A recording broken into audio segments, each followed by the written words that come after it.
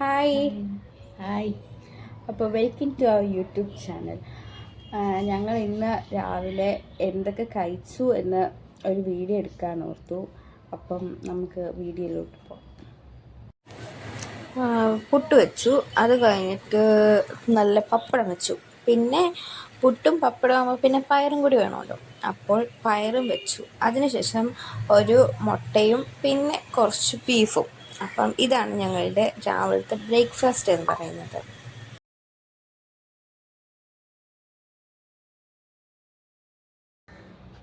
അപ്പോൾ വിജയമച്ചി കഴിക്കാൻ പോവാ. കഴിക്കുക ജയൻസി. അപ്പോൾ കഴിച്ചു കഴിച്ചു.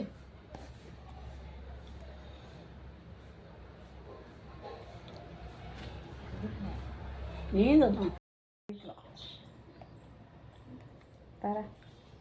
ഞങ്ങൾ കഴിക്കാൻ പോവാ. Okay, bye bye. ബൈ.